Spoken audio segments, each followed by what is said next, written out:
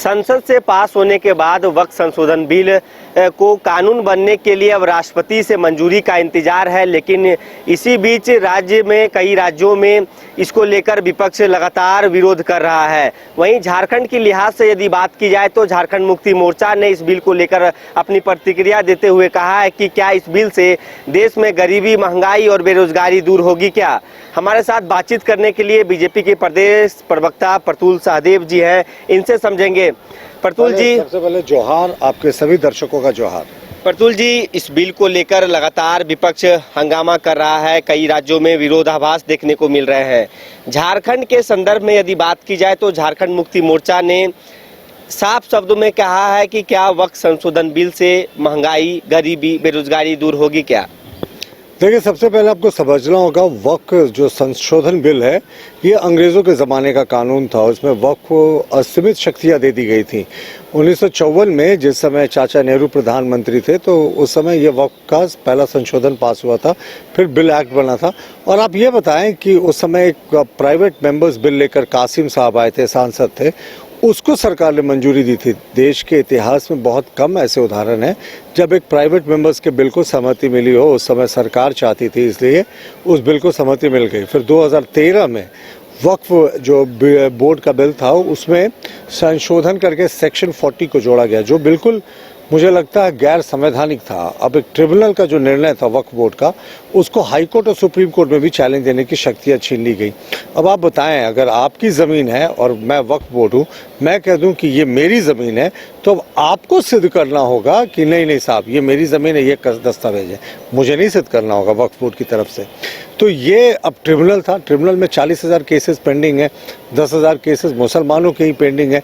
तो जो गरीब मुसलमान था वो बहुत परेशान था।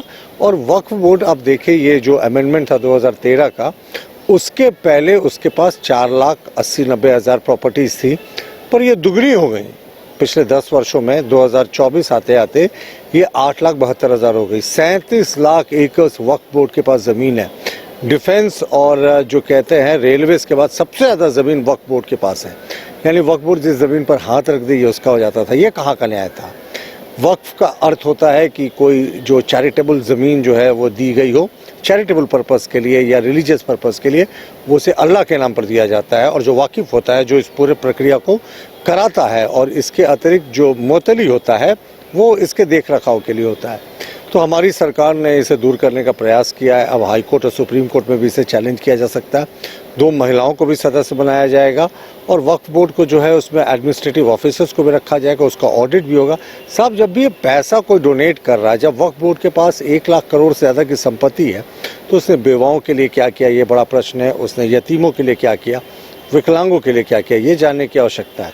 इसलिए मुझे लगता है वक्फ बोर्ड जो है उसमें संशोधन, और उसका नाम भी क्या था विधेयक का, उम्मीद, UMEED। तो इस उम्मीद विधेयक से सारे देश को उम्मीद है, खास करके मुसलमान समुदाय को उम्मीद, और हमें पूरा उम्मीद है कि राष्ट्रपति महोदया की सहमति के बाद ये कानून बन जाएगा। सुप्रीम कोर्ट की आपने बात कही है, कई नेता अब सुप्रीम कोर्ट का दरवाजा खटखटाने तक की बात कर रहे हैं। क्या लगता है कि सुप्रीम कोर्ट से कुछ निर्णय आएंगे या तो फिर ये सिर्फ एक माहौल बनाने की कोशिश की जा रही है। देखिए, कितनी हास्यास्पद बात है। वक्फ बोर्ड का ट्रिब्यूनल के आदेश को हाई कोर्ट और सुप्रीम कोर्ट में चैलेंज नहीं किया जा सकता। उसकी ये नेता जो है वो पूरे तरीके से पैरवी कर रहे थे, जो विपक्ष के नेता है, लेकिन अब हाई कोर्ट और सुप्रीम कोर्ट का रुख कर रहे हैं। तो एक तरफ ट्रिब्यूनल के आदेश को चुनौती नहीं देने के, हाई कोर्ट और सुप्रीम कोर्ट के आदेश को सही मानने वाले लोग अब वही कोर्टों की शरण में जा रहे हैं। भाई, हमें कोई आपत्ति नहीं, प्रजातंत्र है, सबको अपनी बातें रखने का हक है, लेकिन हमें लगता है ये पूर्णतः संवैधानिक है और अंततः कोर्टों की भी कसौटी पर ये खरा उतरेगा। अच्छा, एक अंतिम सवाल रहेगा कि मुस्लिम पर्सनल लॉ बोर्ड राष्ट्रपति से मिलने का समय उनसे मांगा है, और वो मुस्लिम पर्सनल लॉ बोर्ड के जो प्रतिनिधिमंडल है राष्ट्रपति से मिलने जाएंगे इसी मसले को लेकर। देखिए, मुस्लिम पर्सनल लॉ बोर्ड से भी जो है ज्वाइंट पार्लियामेंट्री कमेटी ने चर्चाएं की थी। ज्वाइंट पार्लियामेंट्री कमेटी ने लंबी चर्चाएं की थी। अब तक के इतिहास की सबसे ज़्यादा चर्चाएं इसी ज्वाइंट पार्लियामेंट्री कमेटी ने की थी। और ये देखिए, मेजॉरिटी का राज होता है डेमोक्रेसी में, तो अधिकांश जो सदस्यों का मत था उसी के हिसाब से संशोधन दिया गया। और ये संशोधन जो था उसमें से अधिकांश कांग्रेस के समय मुसलमानों की स्थिति जानने के लिए सच्चर कमेटी बनी थी 2005-6 में, उसी के रिकमेंडेशन को अधिकांश को शुमार किया गया। तो कांग्रेस अपनी ही सरकार के बनाए गए समिति के रिकमेंडेशन से किनारा कर रही है। बहरहाल, हमें कोई फर्क नहीं पड़ता। गरीब मुसलमान के हक के लिए ये बिल है जो कब्जा करके बैठे हैं। जैसे एक उदाहरण दिया था गृह मंत्री जी ने भी, बेंगलुरु में एक होटल है जिसे सिर्फ 10-12 हज़ार रुपये रेंट देना पड़ता है, सुअर का मांस खिलाया जाता है साहब वहाँ, और वो वक्फ बोर्ड की ज़मीन है जिसको रेंट पर देकर रखा है। तो कम से कम ये तो दूर होना चाहिए साहब, धार्मिक मान्यताओं का तो ख्याल रखना चाहिए, लेकिन वो होटल बेलगाम चल रहा है। तो ये थे हमारे साथ भाजपा के प्रदेश प्रवक्ता प्रतुल सहदेव, जिन्होंने इस बिल को उम्मीद वाला बिल बताया है। खासकर मुस्लिम जो समुदाय के लोग हैं उनके हक और अधिकार का ये बिल है। फिलहाल इस खबर में इतना ही। अपने सहयोगी नूतन तिर्की के साथ सौरभ सिंह, न्यूज़ बाइस्कोप, रांची।